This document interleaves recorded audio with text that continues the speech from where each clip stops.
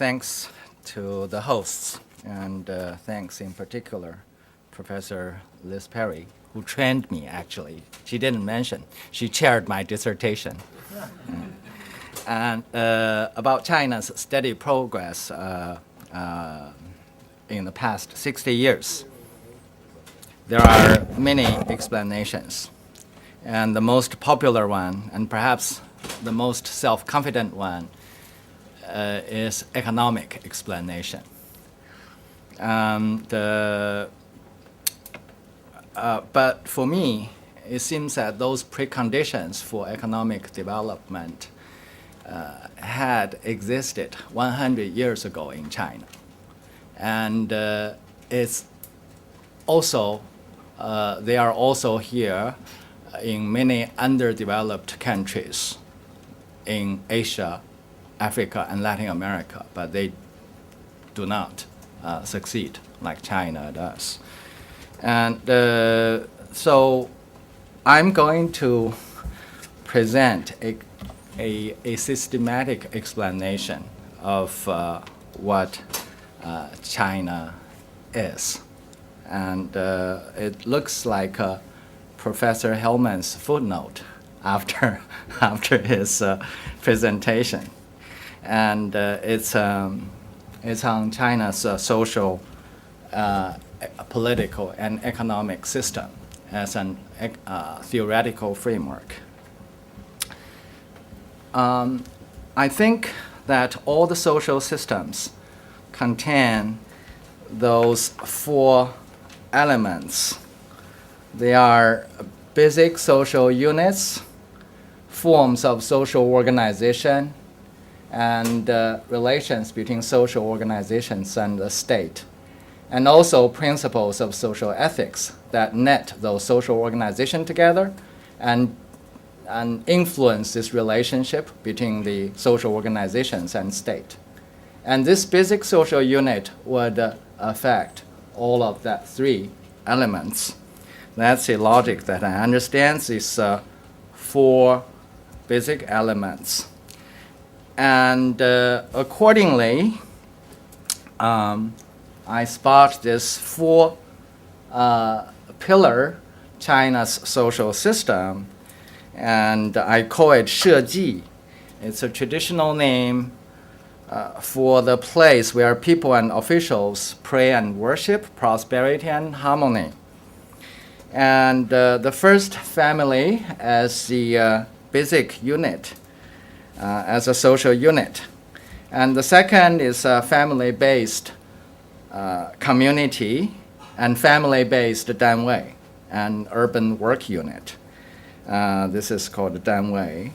And this social network and overlaps naturally with the administrative network.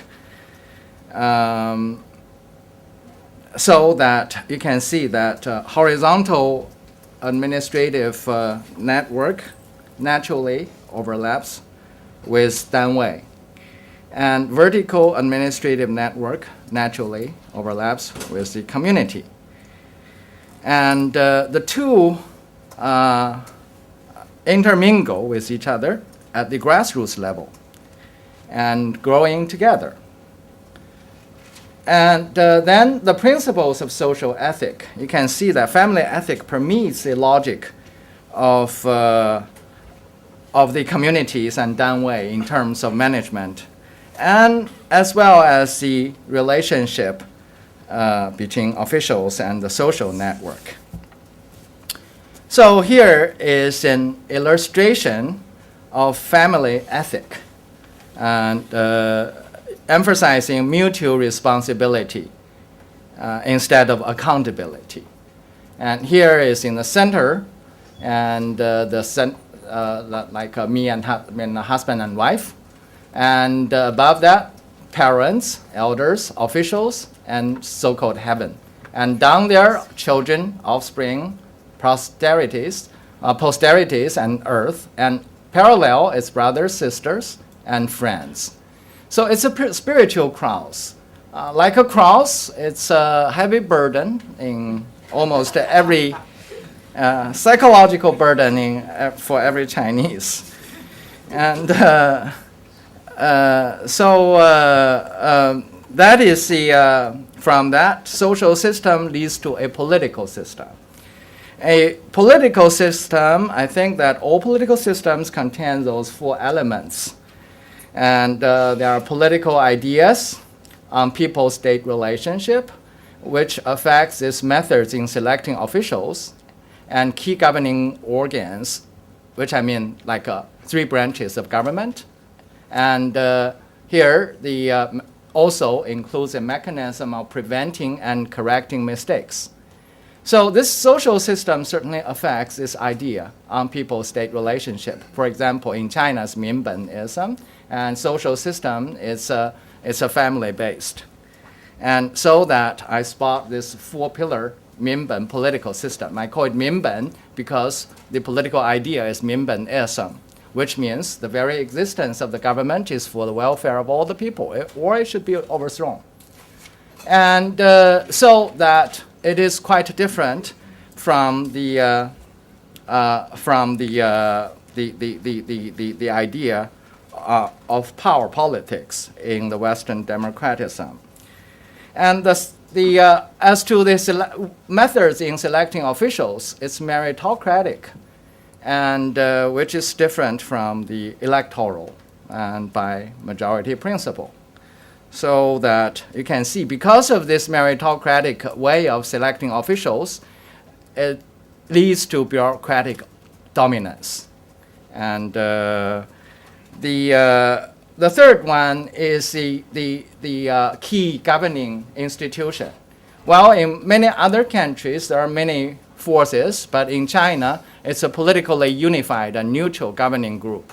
Neutral might not be a very good word, but I think it's just apart from interest groups. And in traditional China, it's Confucian governing group. They were politically unified.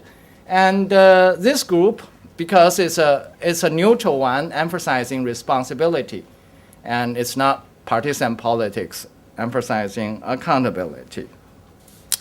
So that the third one is here, and the fourth one is about the mistake prevention and correction mechanism in China. In the traditional China, it relied upon division of labor, just like today, and such as dual administrative mechanism and many other aspects of this division of labor. But it's not through separation of power, and it works fine. I think so far, people would say, "Oh, you made so many mistakes like Cultural Revolution and Great Leap Forward." But in other places, it has made no less mistakes, perhaps.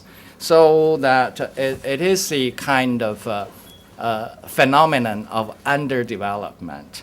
And then if we look at that, the conclusion, it seems that this, if I spot this mainland China, Singapore, Taiwan, Hong Kong as Chinese societies, and these 4 factors, Vanguard Party, it seems that Vanguard Party supports bureaucracy dominance and rule of law, and electoral politics undermines this Vanguard Party, destroys this Vanguard Party, but also undermines bureaucracy dominance and rule of law.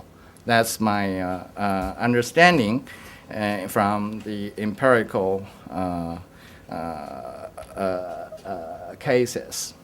And that social system leads to this economic system. And it's easy to understand that economic system has this 3 basic elements, standard textbook teaching. But I add one more, that is enterprise. Enterprise carries a capital so as to combine labor and production materials. And obviously, political system can affect this labor enterprise, such as the ownership and the ownership of materials, production materials. So these 4 basic factors of the economy are deeply affected by this political system. And therefore, I spot this 4-pillar economic system. I call it 国民, And because there are two sectors, Guo and Min, state sector and non-state sector.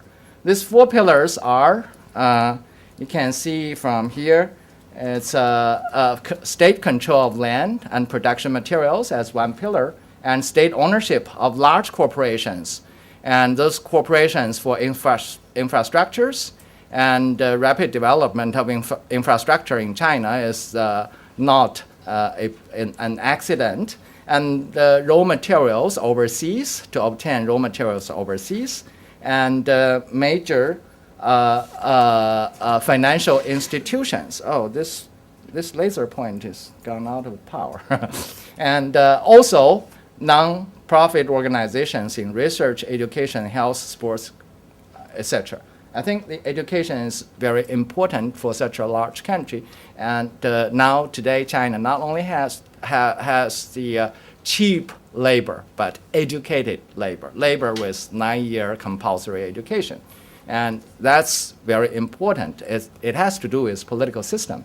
And then on the non-state sector, it's based on family and communal firms. 99% of the registered firms in China are family firms. And they form these free markets for laborers and free markets for capital and commodities. And so the two sectors are supplementary to each other. You can see that, for example, in Africa, it's the state enterprises broke in first, and then the private firms followed. And so making the whole African continent very prosperous right now, 6% of growth rate last year. And so now it's a conclusion. To see this whole Chinese system, I put 3 parts. That's political system, and social system, and economic system. And then here you can see not only this is a core part as the netted with social network with family ethic, and Minbenism actually derives from the family ethic, but also the whole system, the whole Chinese system, in the pink part, you can see it's like a backbone. And so that I conclude with this so-called inspiration. This Shiji society and the state civil society dichotomy. Oh, okay. Okay. Oh, that's nice. And this society that I just described really has problem with this state civil society dichotomy. And if we think about that, and this Minben polity really has challenged democracy autocracy dichotomy, and so that I'm changing this term. If you think there are only 2, then I add the third one. That means there's a million more possibilities. And this economy and challenges this market state intervention dichotomy. And so that I give them with say Chinese names, so that to see whether this China experience has challenged these social science paradigms. Thank you very much.